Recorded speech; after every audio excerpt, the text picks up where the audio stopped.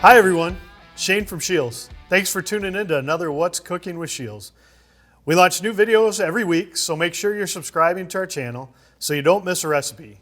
Today, we're going to cook seared, marinated venison loin on the Blackstone. This is one of my favorite recipes because it comes with a story. So, years ago when I was a young man, I took my girlfriend out to dinner at a very fancy restaurant after coming back from the military, and I had one of the best sirloin steaks I've ever had in my life. So after complimenting the chef and telling the waitress, the chef came out and gave me his recipe. So this recipe is a copy of that chef's recipe. So we need some basic ingredients. 1 is venison loin. 2 is pineapple juice. 1 can of Dole pineapple juice. Can, not fresh pineapple juice. Fresh pineapple juice is too acidic. Soy sauce. Kia mint is what I prefer, minced garlic, and a seasoning salt, like the gospel. So basically what we are going to do is take the venison loin, put it in the bag, 1 can of pineapple juice, 1/4 cup of soy sauce, a tablespoon of minced garlic, and a tablespoon or about of the gospel. And then we're going to take this, zip it up. I'm left-handed for squeezing the air out of stuff here, but we're going to squeeze as much of the air out of this as we can so it marinates nice. And we're going to put this in the fridge. We're going to put that in the fridge. I usually work it around a little bit and then put it in the fridge for 4 to 12 hours, not more than 12 hours. So now if you don't get to cooking it within that 12 hours, take it, throw it in the freezer. You can pull it back out, thaw it, and cook it, and it will taste just as good. This is a recipe that has astounded people that say they don't eat venison. So next, I have some marinated up already. We're going to take that and we're going to go to the Blackstone with it. Okay folks, so now we're back out on the Blackstone, and I have these beautiful venison medallions that are marinated again with that marinade I showed you earlier. I butterflied them. I simply took them and cut them in half, and now they're nice little butterflies. Depending on how thick they are will determine how long they cook. So we're going to put a little butter on the old Blackstone here and move the butter around. Make sure we want the Blackstone about 350 degrees for this. One of the things I didn't talk about earlier is, you know, the whitetail that you see here in front of you was, the quality of meat depends a lot on how stressed the animal is. And the whitetail that you see here was not stressed at all stuff I harvested. And I'll tell you what, I've never had a bad piece of venison loin unless it was a deer that was pushed or stressed out for some reason, maybe injured, whatever have you. But we're going to throw those on there. They should sizzle right when they hit the grill. I don't know if you guys can smell this. Just the first smell coming off the grill is just like, I mean, butter and this. And people may look at all that butter on there and say, that's not going to do. I'm watching my figure. I can tell you what, it will do just fine.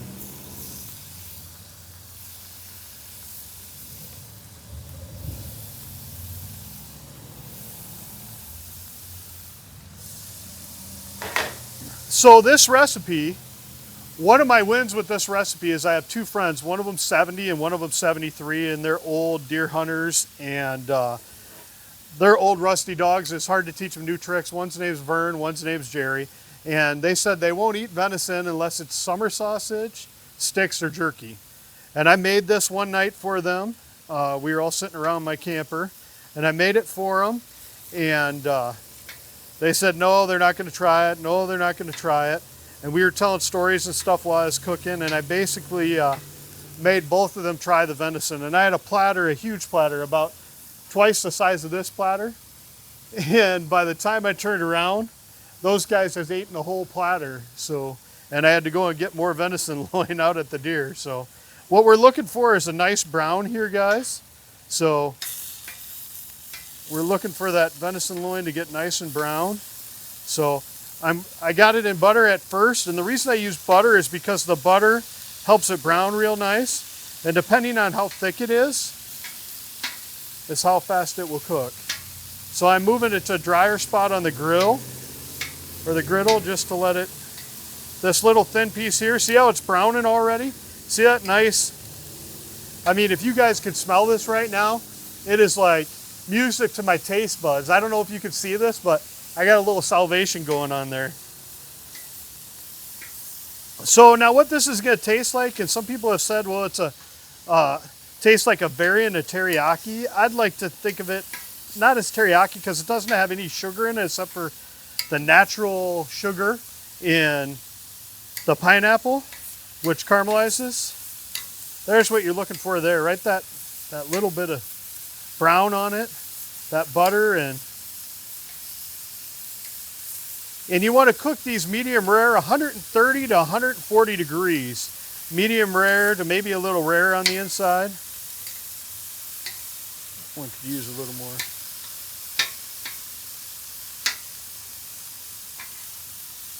Now my butter over here is getting a little righteous. So I like it when that butter starts browning up a little bit like that. It's from the pineapple juice and the cast iron. Again, you can do this on a cast iron stove, cast iron skillet on the stove. You can do it on a cast iron griddle, but it doesn't take long. It's a really quick meal. And I'll tell you what, for those guys out there that want to say, hey, I cooked something awesome for my wife. I went out, I harvested a deer ethically, and I brought it home, and I cooked something, and my wife loved it. This is the dish, I'm telling you. This, we call them venison medallions. Some people call it venison steak, but I think once you try it, venison medallion's a more appropriate name for it. So I think we're looking pretty good here on some of these.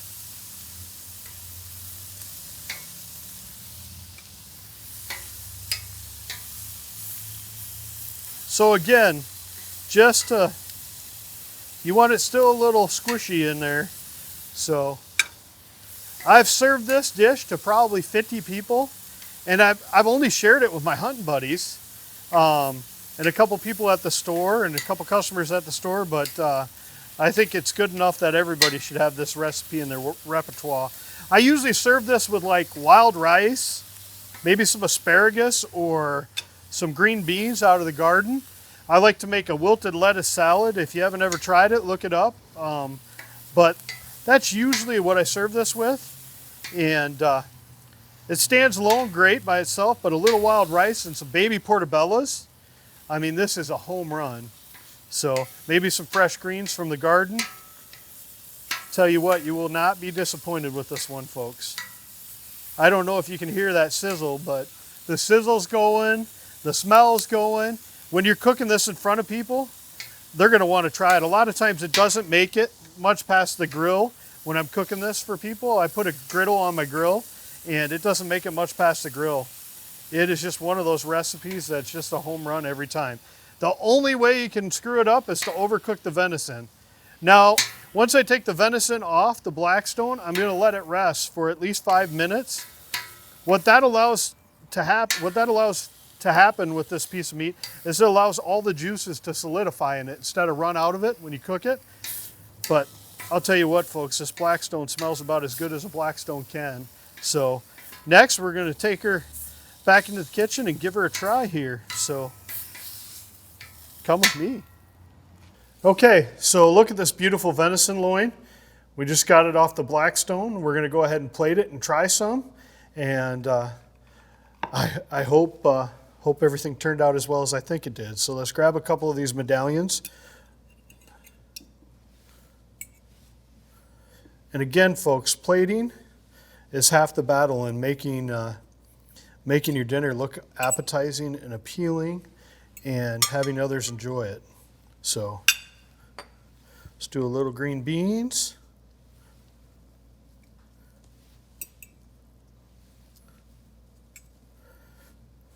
And then some portobellos, some baby portobellos. We're going to finish it off with some baby portobellos.